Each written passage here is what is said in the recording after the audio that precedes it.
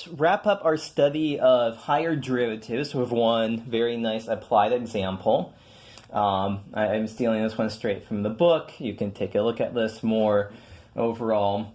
So there's a study here that relates traffic speed, which we'll call S, is a function of traffic density, which we'll call Q. So speed, we know what that is. Q is the number of cars per mile of road. So you look at the stretch of road, you count how many cars are on it, and that's what's going on here. So the formula they came up with was S is 2882 times Q inverse minus 0.052 Q plus 31.73. And if you take derivative, ds dq is going to be minus 2882 Q to the minus 2 minus 0.052. That's a constant, it goes away. The second derivative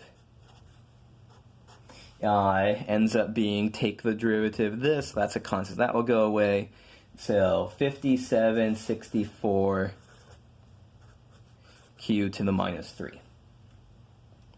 And so we see here that the first derivative is negative. The second derivative is positive. A graph of this looks like, you can see a book for the more precise picture, it looks something like this.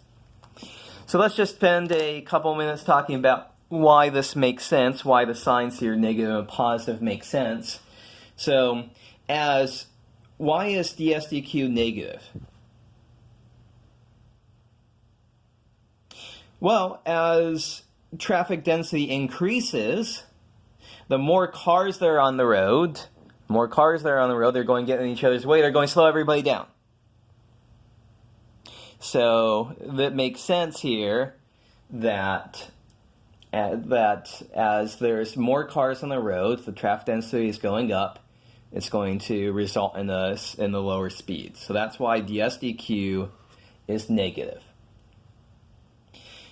So now let's talk about why is ds squared, d squared s dq squared, the second derivative s with respect to q. Let's talk about why it's positive. So this is the rate of change of ds dq with respect to q.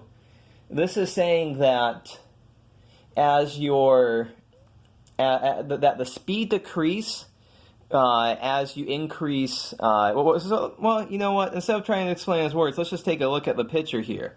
So this function is decreasing as a function, so here is q, here is s of q. So it's always decreasing, but the tangent line, the slope is getting shallower and shallower and shallower. That's corresponding to the second derivative being positive here. So what's going on is that as Q, the density is increasing, you're already moving pretty slow. And so accordingly, the rate of change at which you slow down is less when you already have lots of cars on the road, that's over here, than it is when you don't have many cars on the road. So you don't have many cars on the road, and you add in some more cars on the road, maybe you slow the average speed down from 50 to 40. That's a pretty big change. But if you already have lots of cars on the road, well, maybe you're going from 20 to 18 miles an hour.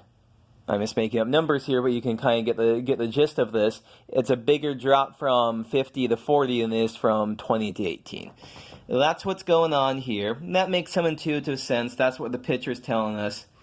And we can see that from the first and the second derivatives.